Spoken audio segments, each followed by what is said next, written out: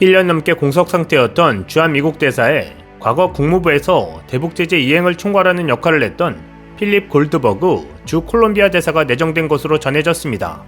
골드버그 내정자는 오바마 행정부 시절 강력한 대북 제재를 했던 강성 외교관이자 성김 국무부 대북 특별대표와 마찬가지로 미국 직업 외교관 최고위직인 경력대사 타이틀을 달고 있는 베테랑인데요. 26일 관가에 따르면 조 바이든 미국 행정부는 최근 신임 주한 대사에 골드버그 대사를 내정하고 한국 정부에 아그레망을 요청한 것으로 알려졌습니다. 청와대 고위 관계자는 현재 내정자가 우리 정부에 통보된 상태라고 말했습니다. 한국 정부가 아그레망을 부여하면 미국은 골드버그 대사의 지명 사실을 공식 발표할 것으로 예상되며 이후 지명자로서 상원의 인준 절차를 밟게 됩니다. 골드버그 대사는 국무부가 외교관에게 부여하는 최고의 직급인 경력대사로 트럼프 행정부 당시인 2019년부터 콜롬비아 주재 대사직을 수행해왔습니다. 이에 앞서 2013년부터 2016년에는 필리핀 주재 대사를, 2010년부터 2013년에는 국무부 정보조사국 담당 차관보를 지내기도 했는데요. 골드버그 내정자가 주한 미국 대사로 부임하게 되면 국내에 부임하는 첫 경력대사가 됩니다. 경력대사는 미 국무부 역사상 총 60여 명이 지정됐는데 이미 작고한 인물도 상당수로 알려졌습니다. 가장 최근 경력대사 직함을 받은 대사는 2018년 골드버그 내정자를 비롯해 총 4명에 불과합니다. 주한 미국 대사직이 지난 1년간 공석으로 유지되면서 한미관계 약화에 대한 우려가 커졌지만 바이든 행정부에서 최고위급 외교관을 주한 미국 대사로 파견해 이 같은 논란을 잠재울 것으로 전망되고 있습니다. 골드버그 내정자는 한국에서는 대북 제재 전문가로 알려져 있기도 합니다. 특히 그는 오바마 행정부 때인 2009년부터 2010년 국무부의 유엔 대북 제재 이행 담당 조정관으로서 유엔 대북 제재 결의 1874호의 이행을 총괄하고 관련 국제협력을 조율한 바 있습니다. 당시 북한과 중국을 동시에 겨냥한 강한 제재 전략을 썼던 것으로도 유명합니다. 2009년 북한의 2차 핵실험 이후 오바마 행정부가 대북 제재 움직임을 본격화하면서 대북 제재만 전담할 인력으로 노련한 외교관인 골드버그 전 볼리비아 주재대사를 소환하기도 했습니다.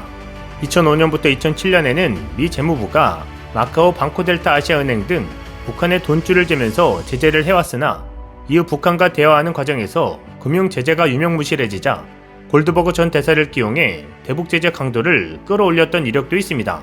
북미 대화가 교착되고 북한이 탄도미사일 발사 실험을 재개하는 등 한반도 정세가 긴장 국면으로 돌아서는 상황에서 과거 대북 제재 이행을 담당했던 골드버그 대사가 주한 대사에 내정됐다는 대목이 눈길을 끌고 있습니다. 골드버그 대사는 2006년부터 2008년 볼리비아 주재 대사를 지내면서 에보 모랄레스 볼리비아 대통령으로부터 기피 인물로 규정돼 추방 명령을 받은 것으로도 유명합니다. 당시 모랄레스 대통령은 골드버그 대사가 보수 우파 야권 세력을 지원하면서 볼리비아의 분열과 정부 전복 음모를 부추기고 있다고 주장했습니다. 직업 외교관이 주한 대사로 오는 것은 2011년부터 2014년 주한 대사직을 맡았던 성김 주 인도네시아 대사 이후 처음입니다.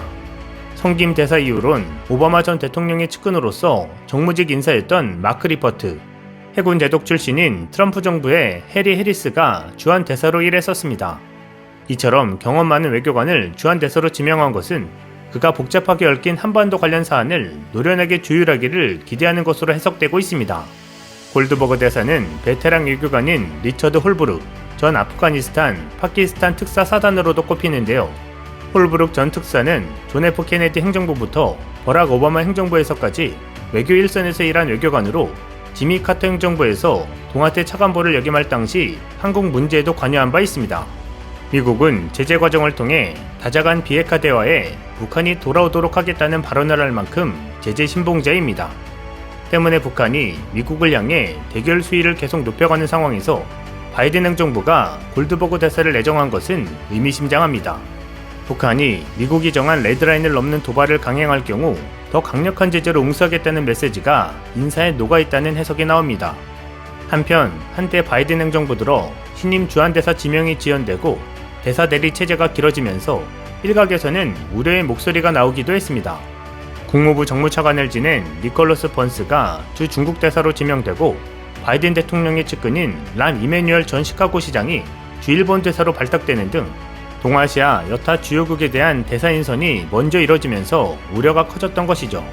하지만 람 이메뉴얼 신임 주일 미 대사는 골드버그 주한미 대사 내정자와도 크게 비교가 되고 있습니다.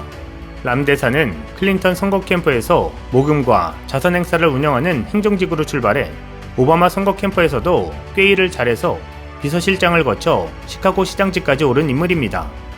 이후 대사직으로 발령이 났는데 전형적인 금융, 행정 전문가로 외교 공무원으로는 초임입니다. 람 대사가 유능하고 대통령하고 가까웠기 때문에 주일 대사로 거물을 보낸 거라는 이야기도 있었지만 외교가에서는 전혀 아니라는 평이 나옵니다. 람 대사는 엄청난 욕쟁이로 알려져 있으며 인터뷰에서 만난 기자에게 1분도 안 되어 F로 시작하는 욕설을 날릴 정도로 입이 거친 인물입니다.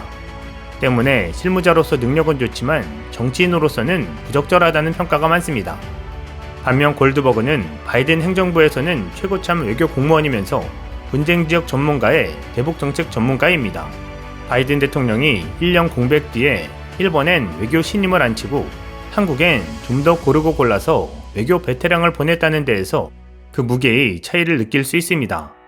이런 가운데 국제신용평가사 피치가 한국의 국가신용등급을 AA-로 등급 전망은 안정적으로 각각 유지했다고 밝혔습니다.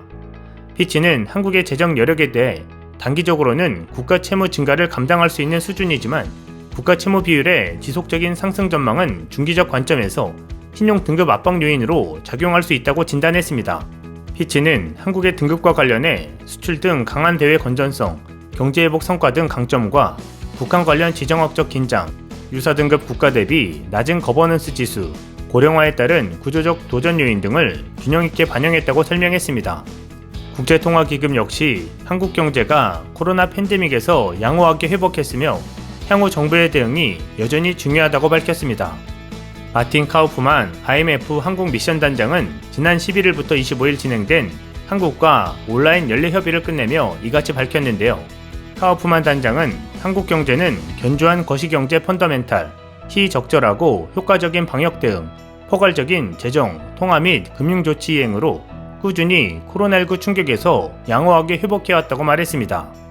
실제 한국의 지난해 산업생산, 소비, 투자가 전년 대비 일제히 늘어나면서 4년 만에 트리플 증가를 기록했습니다. 코로나19 위기 첫 해인 2020년 지표가 악화했던 데 따른 기저효과를 고려하더라도 작년에는 경기가 강한 회복세를 보였다는 의미로 풀이되고 있습니다.